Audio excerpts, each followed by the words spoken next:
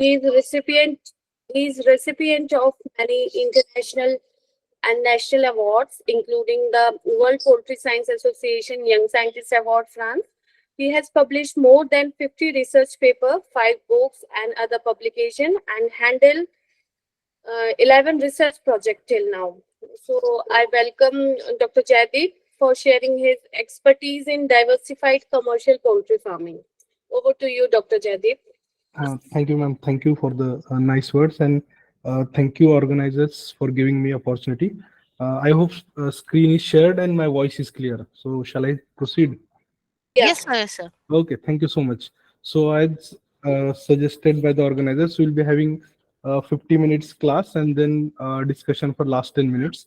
So, this topic has been assigned to me, self-reliance to diversified commercial poultry farming. It includes many species, and I'll try to cover most of the species, at least some basic information. And so that if you have any further queries or any other interests, then we can discuss that in later on. So during the entire class, we'll have initially we'll see what is the need and scope of the diversified poultry, what exactly diversified poultry is. Then in that includes prospect of Japanese quail, Guinea fowl, turkey, and improved native chicken also we'll discuss, because that is also very important. They are also, I understand that chicken, but improved native chicken has a very good role, because all these diversified species and native chicken, they are not in the hands of corporates. They're still in the hands of marginal farmer. That's why I included. Then little bit about waterfowl, then summary and conclusion. I have not included emu and ostrich because commercially they are not much success. So considering this time limitation, I have considered this fact. So before going into the detail of the class, we'll just see what is the exact condition of the poultry right now. So we are producing almost 4.6 million tons of production with per capita availability of meat is 3.80 kg per year. You know that ICMR recommendation is around 11.5 kg. And egg also 122 billion eggs we are right now producing, and the per capita availability right now is around 90 eggs, and we need to achieve around 180 eggs per year. So still almost more than double production is needed, and the GDP contribution of both meat and egg is respectively 90,000 and 50,000. So in spite of this good scenario, or in spite of this happy share, we still need to consider that this production, whatever we are doing, still it is not necessary. Considering any developing or developed country, still we need to almost more than double our production, and that there in this doubling the production, the diversified poultry will fit in. So with respect to the eggs, more than 400 million eggs per month are produced, and the population of poultry right now has increased from 710 to 29 million to 851 million. And interesting thing about this poultry population, if you see the data of Animal Husbandry Ministry, the quail production, the turkey production, this they have showed huge growth. Like if I am correct, quail production around 52% growth compared to the last census, and the turkey production is more than 200% growth. So the era of diversified poultry is coming, and that's why today we'll discuss in today's topic, we'll discuss about this diversified poultry. So in with respect to the egg, we are like rightly at the third rank, and just 10 to 15 days back, there are media reports that we have now went to second position, but yet government has to approve that data. Then with respect to the meat, world poultry meat production is around 133.3 million, and in India around 8.60 million metric ton of meat has been produced. With our rank is around sixth. In Corona, we have dropped down from fourth to sixth, and the ICMR recommendation of 11 kg meat per person availability, it's still a distinct dream, and we need to produce more than 2 times or almost 3 times what we are producing current to be able to called as a healthy country, and the availability of minimum availability of meat should be available. That target has achieved, where this diversified poultry is fitting. Then if you see another data of government of India, over the next 40 years, we have to produce almost what feed or food we have produced in last 8,000 years. So here comes the challenge. The production has to be very high, and at the same time, this production needs to be sustainable. We can't have a production what we had before, that without considering the environment or ecosystem. Now here onwards, especially after pandemic also and climate change effect, we need to think about environment also. So this is the double challenge what we need to face. And considering our Indian condition, if whatever this growth or the meat and egg availability is there, but still there are state or there are pockets of the India where still the growth is not at much what the national growth is. If you see, for example, you Uttar Pradesh, it's still 12x availability is there per person per year, and the national average is 90x. And it is not that people are not eating egg. If you see the number of non-vegetarian persons in throughout India, it is more than 72%, plus 4 to 5% persons who are not taking at home but taking away. So more than 75%. So every out of 4%, 3% are non-vegetarian. So there is a demand, but we still have not achieved that production.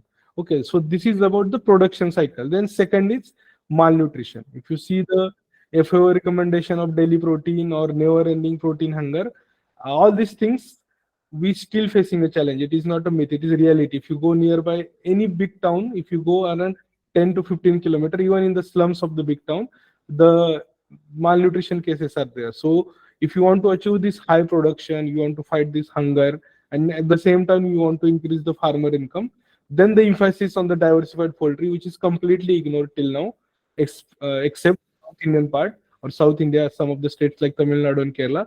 Other part of India, still this diversified poultry production is not much exploited. So before starting species by species, what exactly diversified poultry is? Diversified poultry is the poultry which are reared for the human beneficial, which are other than chicken. So that includes quail, that includes guinea fowl, that includes turkey, that includes initially it is including emu ostrich also, but nowadays emu farming is not much successful for so many other reasons.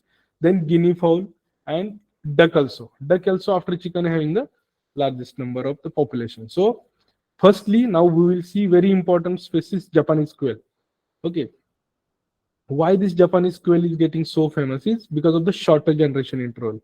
Only 5 weeks or 6 weeks are needed for bird to produce meat as well as to produce start producing egg.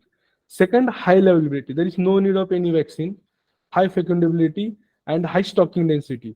The size of the bird is around 200 to weight of the bird is around 200 to 250 gram. So we can put 10 times of the chicken. What we are keeping chicken in one room, we can keep 10 times quail in that same place. So these are the basic reason why quail farming is. Obviously, there is another important reason is the meat. Okay, the meat of the quail is also like a game bird and it is highly in demand. So that's why the population of quail is on the rise. So quail is well established. We are a fourth rank in the world. It is well established farming throughout the world in many countries. In India, still it is except South India, in North, still it is in a stagnating stage, and we are trying to push this quail farming. CPDO or CRI working on this aspect to promote the quail farming. We got some setback in 2014-15 when quail farming was banned, but later on with the efforts of CRI, the ban has been lifted. But still, this ban thing or this myth about quail farming is banned, it still is there in the farmer. So we need a lot of extension work in that case also. So 2016, it is cleared by Government of India Gazette that Japanese quail farming is still or it is approved, duly approved. So no administrative authority can disturb the farmer with respect to the quail farming. It is very easy for a management. It is a biological machine. The egg of the quail is called as protein bomb. In 12 gram eggs, more than 3.5 gram protein will be there. And previously, this bird was used as a lab animal, or this was also used by NASA in the space research. So initially, it was used as a lab animal. Later on, we came to know about the meat quality of this bird, and now most of the countries they started using egg as well as meat from this bird. So the difference between quail farming and chicken farming, if you see, the quail requires only zero point 0.2 square feet space, and chicken is, as you know, more than 1 square feet up to 2.5 square feet.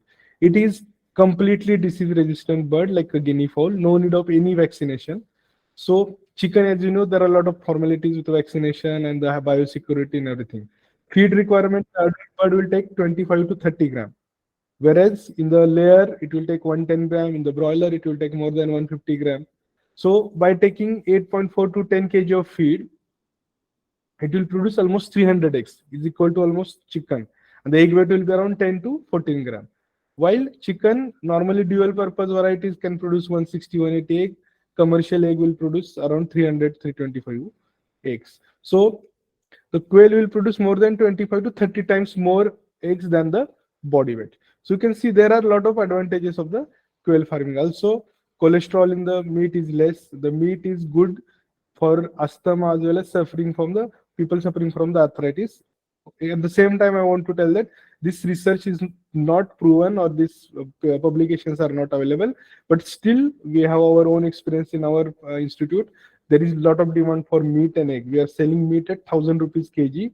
6 to 7 quails will come in 1 kg, and we are selling quail egg almost 3 rupees per egg in a winter, and around 1 rupee in a summer. So smaller size, less input, production cycle is very fast, and the premium price. These are all the bigger advantage of the quail farming, which will always give benefit to the farmer compared to the chicken. And the most important thing is, still now corporate sector has not taken a part in this farming, so everything is in hands of farmer. So there is no fluctuation of prices like other chicken varieties. Now coming to the different varieties of the quail, I'm happy to share that CRI was the first institute who introduced quail in India, and we brought strains from Israel, North Korea, South Korea, Japan, as well as USA. And all these different strains of meat and egg type were again standardized here, and different varieties has developed. That is Kari Uttam for meat, Kari Brown also for meat, Kari Ujjwal also for meat, Kari Shweta for meat, and then Kari Pearl for egg type. This variety is having white color eggs, white shell colored eggs. If you see the quail egg, it will have black spot, camouflage plot. But, but sometimes they refuse to take that egg because of their preference. But we have a variety which will give chicken like white shell egg. Also, we have dual purpose Kari Suneri. So from CRI, different institute has taken these varieties to their respective institutes, and they started they're developing their own varieties. So in this, Tanvas is the leader, and they have developed Nandanam quail 1, Nandanam quail 3, Namakkal gold or Namakkal quail. And as I told earlier, previously 2 to 3 years in 2014, 15, 16, we could not do the breeding program. We just maintained quail because of this code thing. So in during that time, we got setback, and our quail is around now 200 gram in a male, and in a female around 220 gram body weight. But if you see the Nandanam quail, they are having 30 to 40 gram more body weight than the CRI quail. So they are really doing good in the developing this beautiful quail varieties. Now coming to the management aspect, in short, we'll see few of the typical management aspects of the quail. So as I told, this can be done in the deep litter also, this can be done in the cages also. And the hatchery management is exactly the same what we do for a chicken. Okay, the temperature requirement is the same. Only difference is the incubation period. It is having 17 days incubation period, and the here the tray requirement, the requirement of tray is different for keeping into the hatchery. Otherwise, the chicken management hatchery and the hatchery management of the quail is almost same. Secondly, there are different type of cages available or can be manufactured, and also we can keep the bird in a deep litter. So here we have 3 type of cages. If you want to keep a parents, pedigree cages are there, where we are keeping 1:1 male as to female ratio. In a deep litter system, we can keep 1:2 up to 3 also mating ratio. Then cage rearing system, where brooder cages are there, or battery cages, where also we can keep the bird. Almost 160 to 200 these birds will come into the single cage, and the cost of cage will be around 5,000 to 7,000. So that's why this farming is very popular. It requires less amount of money, less space. Now coming to the feeding. Now, if you see the farmers, they will always complain, sir, you are telling that body weight will achieved in a 5 weeks, or the egg production will start by 6 weeks, but we are facing problem in this. The reason being is the protein requirement. The commercial quail feed is not easily available except in few South Indian states. And if you see the CP requirement, it is more than 25, around 25 in a starter phase, whether it is broiler or the layer. So if you see the broiler pre-starter, it is also having only 23% of protein. So people using broiler pre-starter or a quail because of the non-availability of quail feed, and that's why the CP has been 2% less in that pre-starter. So you have to take care that this requirement CP by formulating your own egg or requesting some of the or checking the availability of quail, commercial quail feed. So if you maintain this CP in the initial stage, the production will be achieved. So a 5-week old quail will consume around half kg of the feed, and with a 6-month old quail, it will have a maximum consumption of 30 to 35 gram of feed per day. So by taking 400 gram of feed, it can produce almost 12 egg, 1 dozen of the eggs. So this is regarding the quail feeding. Now coming to the sex identification, the quail, the male and female sex identification is a difficult process in adult, in the child or a chick stage. It is very difficult. But if once they start getting adult around 2 to 3 weeks, you can identify based upon the mosaic pattern on the chest. Female will have a mosaic type of pattern on the chest, and the male will have a bare chest, will not have any pattern. And if experienced farmer can identify on the sound also, female will make 3 sound at a one go, and male will make only 2 sound. And also the fecal matter or like the genital, there is a foam formation will be there. So that also one method, but this easiest method is by observing the chest. So this Japanese quail egg is having 3 to 4 times higher nutritive value. It is having higher percentage of protein. It is rich in vitamin B complex, iron, potassium, and it is rich in good cholesterol. As well as always it's having amino acid composition and is also very good. So that's why the meat as well as egg of Japanese quail is beneficial, and it is very much popular among the farmers. So coming to the at the end of the quail farming slide, I just wanted to tell that in quail there are few issues like people are consumers are not yet aware, then availability of feed, so this can be handled. So we can ensure the adequate supply of feed and feed integrate at a reasonable price, and there are no schemes for the diversified poultry for the quail from NABARD or any other agencies, so that can be also taken up. And the extensive training program as well as the extension and marketing program should be there in order to popularize this breed throughout the country. And one biggest barrier in quail farming is that as told earlier regarding the gazette confusion. People are still farmer at the ground level. They are still confused that this bird is banned. It is not like that. Also, they will get confused this bird with the teether, especially in the northern belt, UP and BR. Teether bird, what is it is banned in wildlife, but Japanese quail is not banned. And lastly, the transport barrier. The chick transport is very difficult because chick size is around 6 to 7 gram. So you have to take care while chick transport, otherwise more than 10% mortality will be reported. So in the same way as we have seen quail farming, it will be a boon in a future in North India for sure, and we should give more emphasis in diversified poultry on the quail. That same time we have to see what turkey future lies or what guinea fowl. So in this order we'll see guinea fowl. Guinea fowl is scientifically known as Numida melegaris, and this is having helmeted guinea fowl. Commonly varieties of these are pearl, grey, white, lavender, and they have been originated in Africa, okay, and in Guinea part of Africa, and their local names are different. Some part of India which is called a Chitra, in the west part, some called a Chinimurgi. And initially in India, reports are there that the Guinea fowl were raised in the Christian missionary poultry farm of Etawah, UP, then Allahabad Agriculture University. So UP side this farming started, and Punjab, a government poultry farm, Gurdaspur, from where from this military farms or Christian missionary farms, the guinea fowl has been distributed throughout the India. So what CRI variety we having is, first is Shvetambari. Okay, the plumage color decides the name. Shweta is white, and it is purely backyard bird. Okay, there is no need of cage farming, and the body weight growth is so slow. By end of the 16 to 20 weeks, we can get 1 kg bird. Around 12 weeks, the reported weight is around 920, and it will give a production of around 100x. Okay, the same way another variety is Kadambari, and Chitambari. So they also have more or less same body weight, around 12 eggs, 1 kg, and 18 to 100 eggs in a year. But one thing we have to remember about Guinea fowl is it is completely backyard bird. It is having very good capability to protect themselves from the predators. So it will run away and it will go at the higher places very fastly, so the cat and dogs cannot catch them. So it is very much adapted to the backyard poultry farming. Secondly, it is a seasonal breeder. Okay, so during the low light time, that is during the winter, it will not give eggs. Okay, so that's why in South India it is more popular. Throughout the year also they are getting egg.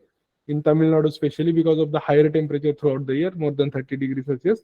But in northern part, in winter, we are getting facing difficulty in getting the eggs. That's why the egg production in a per year is around 80, not more than that. So what we did in this aspect in our institute is we had a small research project where we have given higher protein, more light, and also we have given lucerne and some other ingredients which will help to increase the hormonal balance also. And by that we have successfully broken the seasonality. But there is a cost involved in this. Okay, you have to have stall feeding for giving higher light and maintaining the temperature and maintaining higher protein.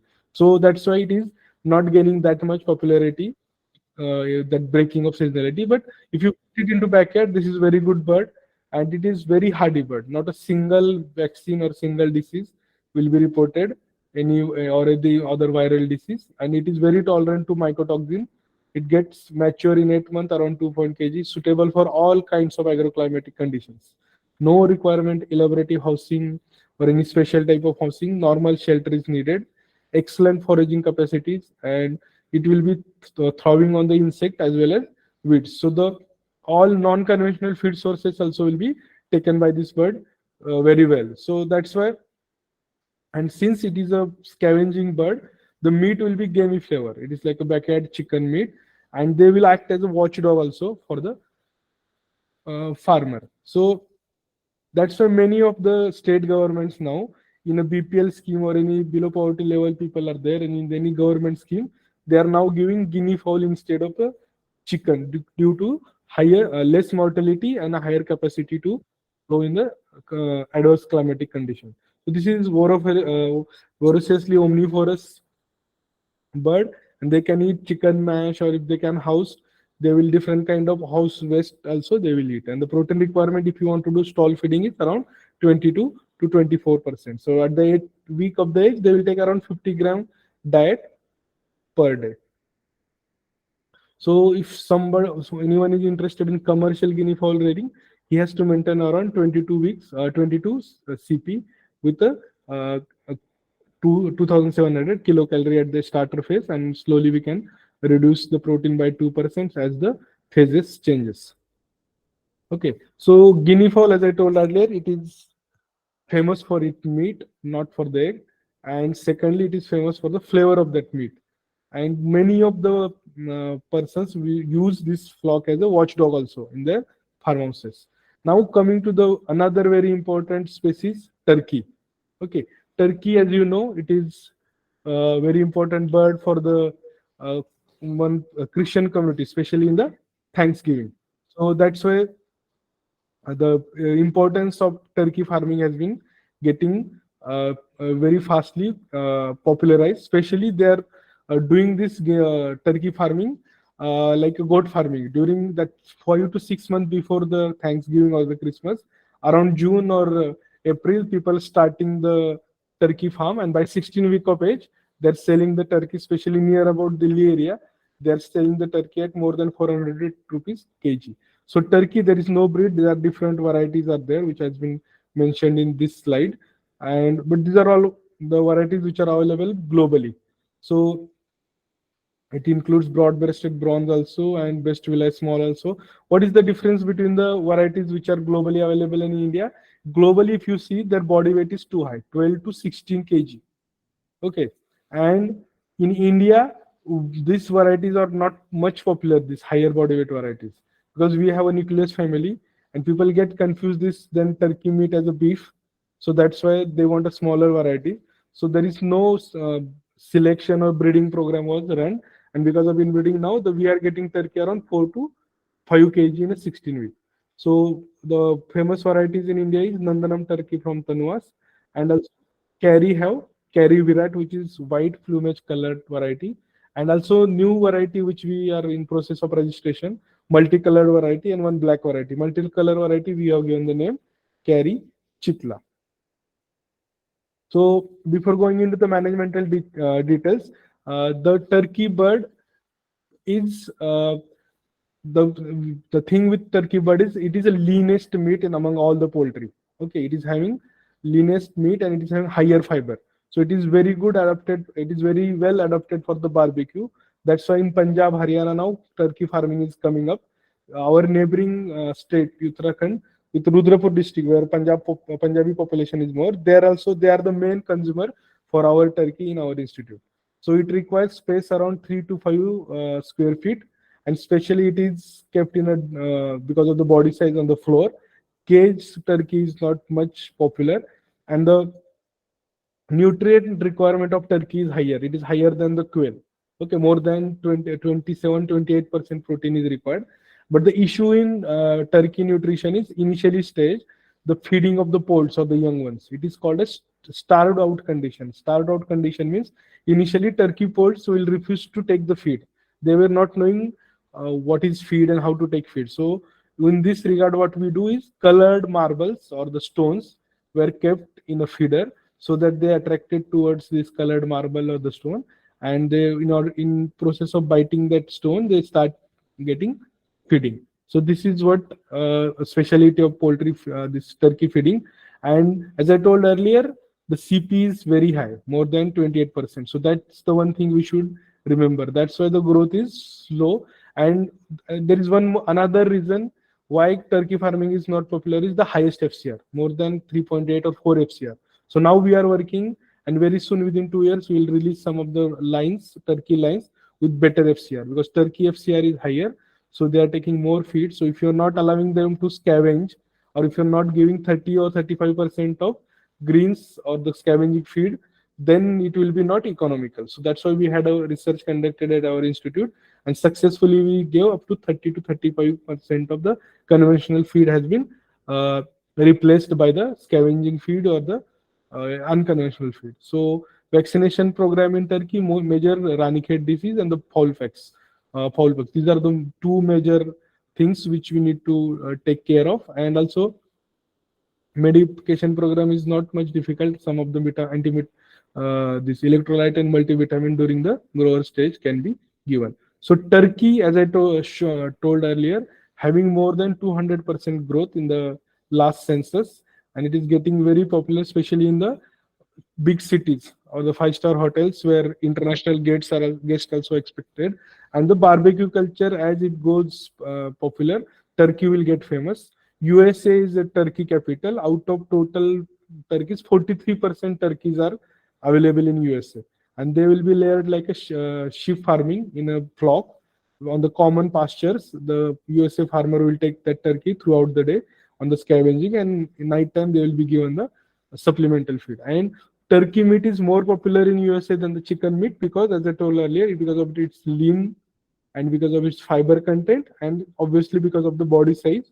Because they take dry meat like a barbecue, we take gravy meat. So that's why their requirement will be not fulfilled by chicken with the 1 or 2 kg meat. So they prefer fibrous, lean turkey meat. Now coming to the waterfowls, or especially ducks, they are very important diversified poultry after the chicken, because if you see the census, 95% is chicken and 3% is duck, and the remaining 2% is all other varieties like turkey, quail is there. So duck in India is well established, not only in south, even in the UP, Bihar, and Bengal and northeast also. Duck population is now gaining popularity, and it produces 10% of the total poultry production, and duck occupies important position next to the chicken.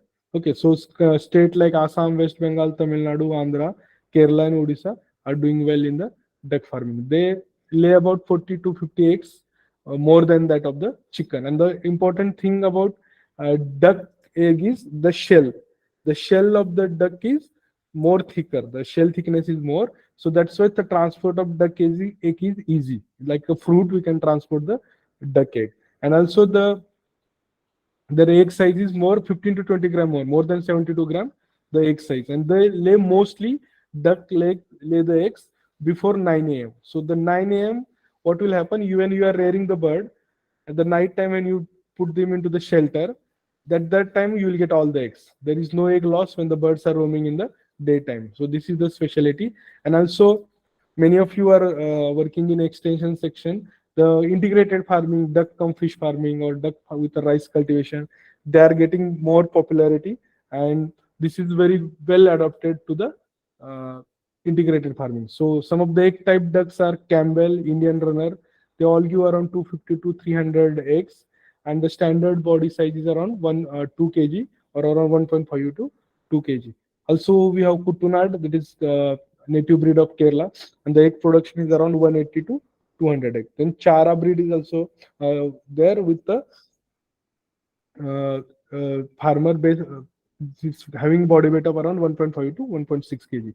So with respect to duck, there is one research institute in Bhubaneswar, and that was a part of CRI, and now it is part of DPR, Directorate of Poultry Research. So if you want improved varieties, you can get it from CPDO Hisarghatta, that is Bangalore, and as well as from the ICR Institute of DPR, Bhubaneswar. And Hisarghatta is situated near to the Bangalore. Also, we have Chambeli. Then mid type, you have blue 4 pingoton with a body weight of more than 2.5 kg. White Pekin, okay, this is having the highest body weight, more than 4 kg, 4.1, and female will be around 3.6, and also it lays 160 eggs. Then Muscovy roe, and there are different type of meat varieties also there. We'll not go into the detail, but modern commercial hybrids, the strains of Indian Runner and Khaki Camel, they are mostly available in India, and many of the state universities are providing them, and they have age of sexual maturity of 130 days and body weight of around 1.5 kg and egg production of 300 eggs. So average egg weight, as I told earlier, around 72 gram, and feed efficiency is much better than turkey. It is 2.6 or around 2.8. And brooding of the duck, it is same like chicken, but here temperature maintained is little lesser, to 29 to 32 degrees Celsius, and you can do this 3 to 4 weeks brooding, and you can reduce the temperature up to 24. So only two diseases or two outbreaks we have to take care: duck cholera and duck plague. If you do vaccination as per the schedule, then it can be very well controlled. So as I told, we can see in this picture the duck cum fish integrated farming. Then brooding of the duck, because especially in Kerala and West Bengal, duck has been reared like a backyard bird in a flock, where whole day they will be scavenging and night time they will be given a shelter, which will be not much scientific type of shelter, but normal shelter. And these are the paddy fields where these ducklings are allowed for integrated farming. Also, these are the grower ducklings which are reared in a flock system. In Kerala, especially backyard duck rearing is very popular, 10 to 15 duck. And as you know, duck needs water or moist feed also.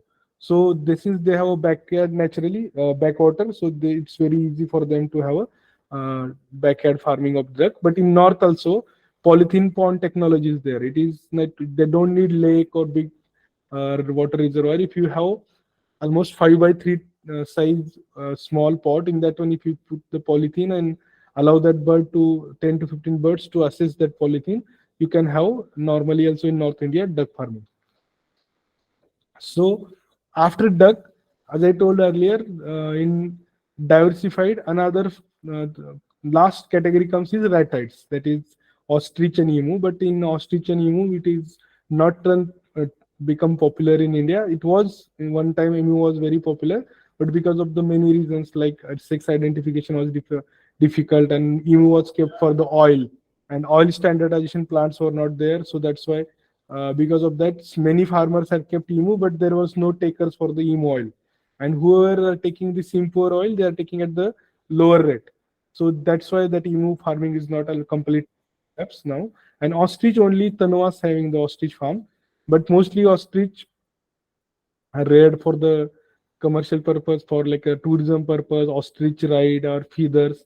So it is not much popular in India. Instead of that, what I decided is we can have a look of some of the native varieties of the chicken at the last, so that will be useful for you. So we have Kari Nirbhig. It is cross of Asil. From the posture of the gate, you can see this is Asil cross. Then we have Kari Shama. It is Kadaknath cross. We have Up Kari, that is Frizzle gene. Naked neck gene, that is hit carry. So these all improved varieties. What is their advantage? What is the advantage of Asil cross, that is Nirbhig, or Shama, that is Kadaknath cross? All the pure line birds cannot give more than 80 to 100 eggs per year. But these improved varieties, you can see here, annual egg production is more than 180, up to 200. So you can have more than double the production by just changing the varieties, by keeping the improved varieties. The age of sexual maturity also will reduce. The egg size is good, 52 to 58 gram.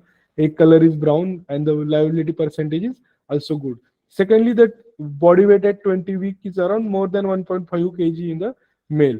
So this is higher. If you see pure line bird, Asil, Kadaknath, they may take 25 weeks to become 1.5 kg.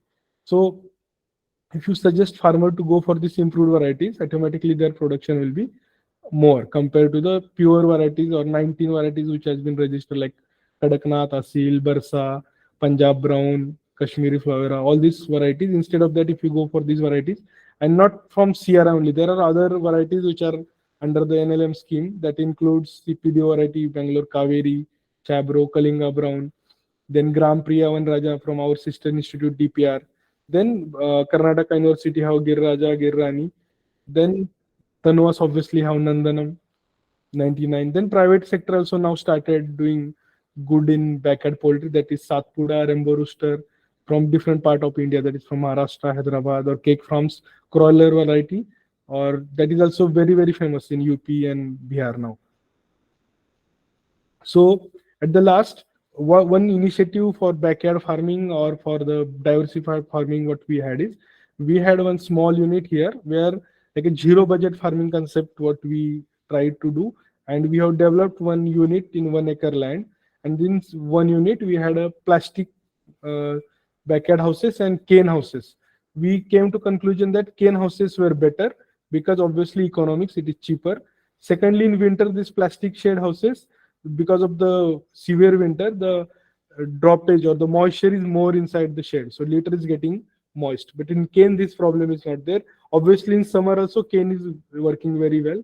So these cane houses come up nicely in our project. And this half part of the area, we had shades, and half part area we have kept for the seasonal crops like cowpea, lucerne, bersin, and also we had a moringa or sahajan.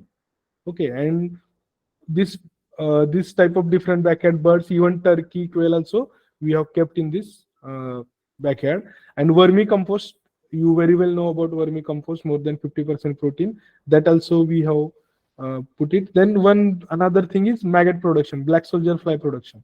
So one of our scientists had established the formula for production of black soldier fly, where soaken maize or rotten potatoes from the mandis were used, and molasses and poultry excreta were kept into this blue color syntax plastic tanks. And after 2 days, house flies, once they lay the egg, after that laying of the egg, the insect starts forming. Okay, and once you can see in the picture that plastic syntax tank having some pipe outside. So from that pipe, insect once comes out, we will take out all the insect, this black soldier flies, and we will give it to the backyard bird, even to the quail, even to the turkey. And they are having more than 58% protein, even up to 65%. So companies are now started giving this insect to the even commercial bird. There is one company called Loopworm in Bangalore. They provides this insect. And if you see the research paper from South Asian states like Malaysia, Thailand, in China, most of the commercial farms now, they're starting using insect as a protein source and reducing the soya, which you know that soya cost is issue. Last year it touched almost 100 gram, 100 rupees. So by providing these greens, we are reducing the, we are mitigating the energy, and by this black soldier fly as well as wormies, the protein requirement has been taken care of. So by doing this, we are able to reduce the feed intake by 40 to 50%. And obviously, depending upon the egg production. In night time, we are giving supplements as per the requirement of bird, ranging from 10 gram per bird to 30 to 40 gram per bird. Or we have tried maize, rice, or any kind of this jawar or bajra with oil cake, white bran, 2% mineral mixture and 0.5% salt. So this kind of supplement also evening up to 10 gram to 30 gram we are giving to the bird. So if you see the nutritive value of the meat of different poultry species, they're obviously having more than chicken, the turkey and quail or guinea fowl you see, the protein percentage is higher. Secondly, if you see the cholesterol has been less, especially in the quail and also in the turkey. Turkey fiber is more, as I told earlier, and energy also if you see compared to chicken is less. So diversified have better meat qualities than the normal chicken. So at the last, just while touching different aspect of poultry farming, diversified farming, we can clearly say that egg and meat quality is better in the diversified poultry, and their management is also less. And more importantly, no corporates are involved in this diversified. So complete market is in the hand of the farmers. So the benefit of this can be uh, very well exploited by the farmer by entering into the this diversified poultry. So we can have a stand and steady rise in commercial diversified farming. And in this aspect, the government help is also needed. As I told earlier, many of the schemes from state government or even for that matter, we wanted to register our all diversified varieties. Since few years back, 2, 3 years back, even NVGR don't have a separate protocol for registration of diversified chicken.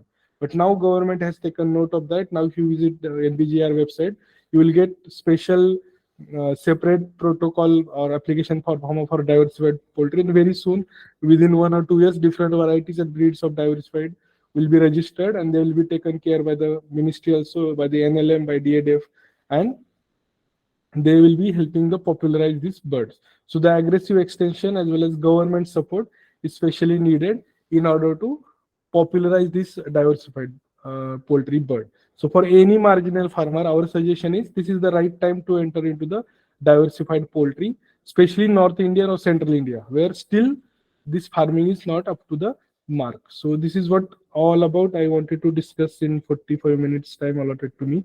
So I hope I'm able to uh, cater interest or to make you to read more about diversified poultry farming and any other research aspect or any other query regarding production or the management of diversified poultry, it will be welcome and we'll be happy to help you. At the CRI Institute, we'll be happy to provide you fertile eggs also as well as day old chicks in future. Thank you so much. Thank you, Dr. Jaydeep, for your insightful lecture, and it's really very informative. And I think it broadened the knowledge of our participants. So it is requested if somebody have any question, like Dr. Aparna, she has some queries. So you can directly ask to Dr. Jaydeep.